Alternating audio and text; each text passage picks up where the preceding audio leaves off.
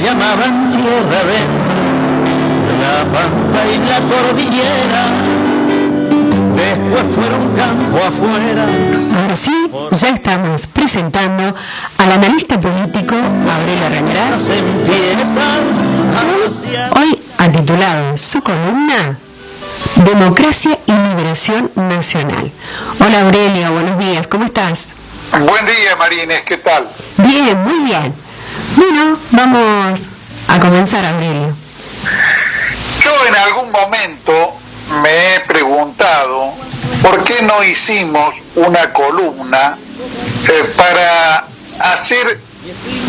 un balance de los 40 años de democracia cuando se cumplió ese 40 aniversario. En realidad creo que la respuesta es muy sencilla. No lo hicimos porque muchísimas veces la urgencia desplaza lo importante y por un lado esa sería una razón. La otra razón, creo que estábamos posiblemente abrumados porque los 40 años de democracia coincidieron con el triunfo de Milei, y la verdad que el triunfo de Milei creo que es una buena medida para hacer un balance de 40 años de democracia, que si lo juzgamos a la luz de lo que significa el triunfo de Milei y el opacamiento completo de los que fueron durante décadas los grandes partidos populares de la Argentina, el balance no puede ser más lamentable. Y esto lo digo con la clara conciencia de lo doloroso que resulta para la ciudadanía argentina en general, para los que hacemos prensa y análisis político, por otra parte, desde un punto de vista nacional y popular, semejante conclusión. Es una conclusión durísima que requiere ser explicada, pero que además no puede ser eludida. No puede ser eludida en nombre del aprecio por la vigencia de la democracia. Creo que lo primero que es necesario decir es que la democracia no puede ser tomada como un valor obvio. La democracia, en definitiva, no es un fin en sí mismo, es un modo de gobierno, una manera de estructurarse del poder político que además, como todo el mundo sabe, no ha sido eterno. Está originado en las revoluciones burguesas del siglo, de los últimos siglos. En realidad, la primera revolución burguesa es la revolución de Cromwell en Gran Bretaña, en Inglaterra. Y con esto creo que entramos un poco al tema, porque yo me he inspirado para pensar esta columna en una lectura que hice hace algunos años de un libro de Barrington Moore que se llama Los orígenes sociales de la dictadura y la democracia, que yo recomiendo encarecidamente porque es un gran libro a los que quieran profundizar en el análisis de esta cuestión. Barrington Moore, para que sea claro cuál es la fuente, es un académico norteamericano de la Universidad de Harvard, absolutamente insospechoso de simpatías con el marxismo o con el comunismo, al punto tal de que durante la Segunda Guerra Mundial fue integrante de la Oficina de Servicios Estratégicos de Estados Unidos porque era una especie especialista en Rusia y China. O sea, no estamos hablando de alguien que pueda ser objetado por su filiación ideológica al plantear las cuestiones que plantea. Y una de las cosas que quedan claras de la lectura del libro de Barrington Moore es que en los orígenes de las democracias más importantes, ejemplares de alguna manera del mundo occidental, que las ha transformado en una bandera, que ha transformado la bandera en una democracia, de la democracia en una bandera, pero muchas veces ocultando que la democracia no nació de la democracia, en realidad nació de la dictadura, por supuesto, de dictaduras burguesas populares, y nació como nacen generalmente los regímenes novedosos, nació con sangre. Es decir, la democracia inglesa tiene como precedente indiscutido el hecho de que Cromwell le cortara la cabeza, lo decapitara al rey Carlos I de Inglaterra, de que la Revolución Francesa llevara a la guillotina a Luis XVI, y en el caso de la Guerra Civil Norteamericana, que una de las guerras que contabiliza más muertos en la historia contemporánea, lograra el aplastamiento del sur esclavista, y de ese modo pusieran el gobierno de los Estados Unidos a una clase de burguesía moderna que quería hacer de Estados Unidos un país industrial, que para eso estaba dispuesto a establecer un régimen proteccionista estricto para no ser invadido por las mercancías inglesas. Inglaterra había ganado la carrera industrial y era imposible desarrollar una industria propia sin cerrarle el ingreso al mercado nacional por medio de un sistema de protección aduanera, que fue lo que hizo justamente Estados Unidos, guiado por los trabajos de Hamilton, y lo que hizo Alemania, inspirándose en la obra de Liszt. No había ninguna posibilidad de desarrollar una industria propia y de modernizar al país siguiendo los dictados del libre cambio inglés, que justamente enarbolaba como banderas el libre cambio, porque era la manera de imponer su industria al resto de los países del mundo, como lo hizo en el caso de la Argentina, destruyendo todas las producciones artesanales del interior argentino, y transformando a la larga a la Argentina en un país semicolonial, asociado a Gran Bretaña como exportador de materias primas y receptor de los productos de la industria inglesa. Esta cuestión de no considerar que es obvio de qué hablamos cuando hablamos de democracia, y que es obvio que hablamos de una situación siempre benéfica para el país que lo practica, nos remite al tema de por qué la democracia es una bandera de los países de Occidente, de los países imperialistas del mundo, entre los que no están, obviamente, y se hace bandera con que no están, China, Rusia, Venezuela y Cuba. Y están muchas veces enumerados entre los países democráticos, países como la Argentina de Videla o los países de Centroamérica cuando estaban sometidos a feroces dictaduras que eran democráticas porque eran dictaduras fieles a los dictados de Estados Unidos.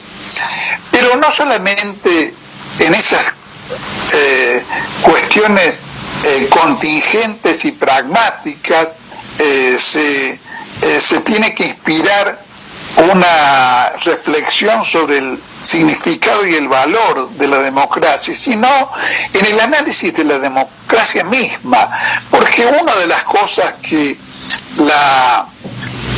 los demócratas, digamos, o los propagandistas de la democracia enarbolan como muestra de las virtudes de la democracia es, por ejemplo, la libertad de prensa. Y sabemos en qué consiste la libertad de prensa. En realidad, la libertad de prensa consiste en la libertad de las grandes empresas periodísticas, de los monopolios de la comunicación, para ejercer una dictadura sobre la opinión pública que, por supuesto, no trepida en derogar iniciativas como la ley de radiodifusión que logró establecer el Parlamento en la época de Cristina Fernández de Kirchner, porque la efectiva ampliación de la libertad de prensa que la vigencia de una ley de ese tipo implicaría, y va en contra, digamos, del manejo monopólico de la información pública, y implicaría un avance muy significativo de las fuerzas populares en la capacidad de hacer escuchar su voz. Por esa razón, las libertades enarboladas por los bloques oligárquicos y retardatarios como sinónimo de libertad tienen como contrapartida la idea de que lo contrario sería ser oprimidos por el Estado. Oprimidos por el Estado, sobre todo en lo que es más sensible a las élites económicas dominantes, que es el derecho de propiedad. Cualquier avance, aún el avance que implica el establecer un régimen tributario progresivo que grave a los más ricos y libere de la carga impositiva a las grandes mayorías populares, es considerado por estos núcleos como un atentado contra la democracia, porque para ellos la democracia significa, ante todo, como lo vive repitiendo actualmente Milei, el respeto de del derecho de propiedad en términos irrestrictos.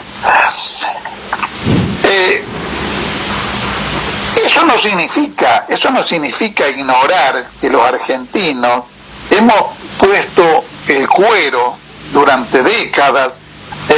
para hacer la defensa de la soberanía popular efectiva,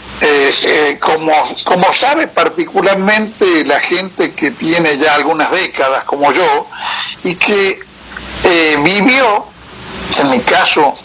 en el último periodo, porque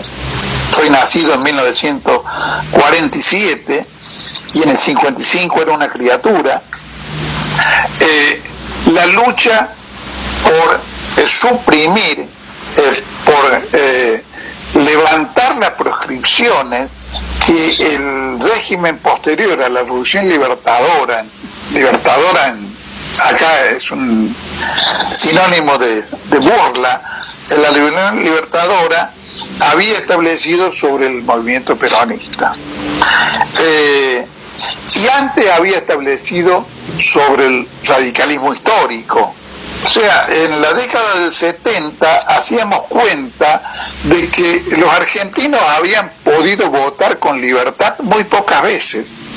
Habían podido votar en 1916 a Irigoyen, en 1922 al presidente Alvear, y en 1928 nuevamente Irigoyen, y habían podido votar en 2 ocasiones por el general Perón. En todas las demás décadas, todos los demás años, que eran la infinita mayoría de los años, habían sido los movimientos populares o proscriptos abiertamente, como lo fueron en el 1930 el radicalismo de Irigoyen, y lo fueron durante 18 años el movimiento peronista y particularmente el general Perón, o habían sido sometidos a lo que se llamó en la década infame el fraude patriótico, burlando las elecciones con sistemas fraudulentos. Pero es interesante hacer cuenta de que estas proscripciones tuvieron particular vigencia, énfasis y determinación por parte de las clases oligárquicas de la Argentina cuando los grandes partidos populares de la Argentina significaban de algún modo un peligro para sus intereses. No puede ser considerado como casual que durante el ciclo de los 40 años de democracia que cumplimos a fines del 2023, hayamos estado en una situación caracterizada por lo que podría ser llamado la domesticación de los grandes partidos populares, una domesticación en distinto grado, que no borra las diferencias entre cuando se sostienen entre fuerzas nacionales y populares y los partidos que son abiertamente defensores del régimen establecido. Porque, por ejemplo, para dar un caso, la reestatización de YPF fue votada, además de por los legisladores que pertenecían en ese momento a lo que se llamaba el Frente para la Victoria, por radicales y socialistas, de modo que establecieron un signo igual entre radicales, peronistas, radicales y socialistas, con partidos como el PRO, que votó en contra, solamente se le cabe en la cabeza de Nicolás del Caño. Pero de todos modos, aún las fuerzas nacionales y populares, cuando no obraron abiertamente a favor del campo oligárquico imperialista, como ocurrió durante la década del 90 con Menem, de todos modos no reasumieron en plenitud la defensa de la Argentina creada por Perón, y aunque afectaron sus intereses, como en el caso que acabo de mencionar de la restitución de YPF o de la AFJP o de aerolíneas,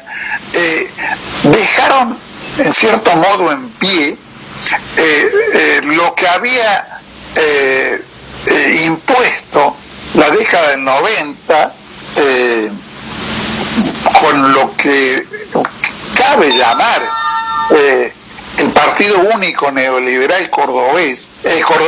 Nacional, del Partido Único Neoliberal de la Dependencia, de los peronistas menemistas y del radicalismo cómplice que digamos, con su ruin, primero en el gobierno de Alfonsín y luego con De la Rúa, obedecían a pie juntillas los dictados del Fondo Monetario Internacional. Por esa razón, porque hubo una especie de respeto fundamental del orden establecido, los 40 años de democracia han terminado como terminaron, de alguna manera defraudando a franjas extensas del pueblo argentino, introduciéndonos en el infernal reino de Javier Milei. ¿Y qué tiene que ver eso con Carlos I, con Luis XVI, con la Guerra Civil Norteamericana? Tiene que ver con que la única manera de establecer un régimen perdurable de democracia política es, lo digo no en un sentido literal, sino figurado, cortarle la cabeza a las fuerzas retardatarias del país, digamos, establecer con firmeza un proceso de liberación nacional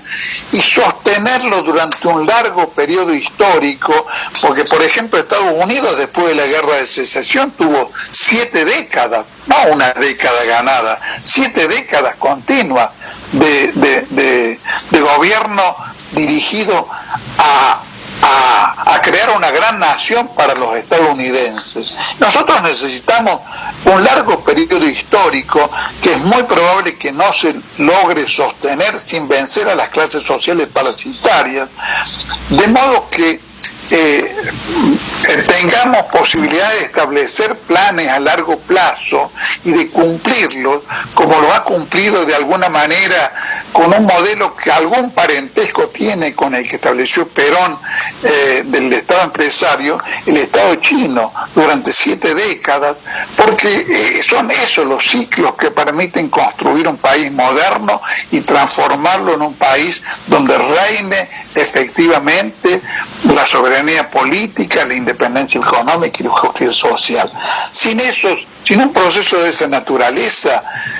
la liberación nacional no es posible, y la democracia política es esto que hemos vivido en la Argentina, que cumple las formas de la democracia, pero no lo sustancial, que es que la democracia sirva para dar grandeza a la nación y para dar satisfacción a los intereses generales de las grandes mayorías. Bueno, Aurelio, más que interesante el tema, esto de se trata de eso, se trata de que tenemos que hacer una reflexión profunda sobre esto. Totalmente. Bueno, un abrazo, gracias Aurelio. Gracias a ustedes, hasta el sábado que viene. Hasta el sábado. Dicen que estamos mejor porque hay saldos reportables. No importa si los billetes los imprimen argentinos, puede ser negro el destino por más que nos dé la lata, porque el que presta la plata es el que marca el camino.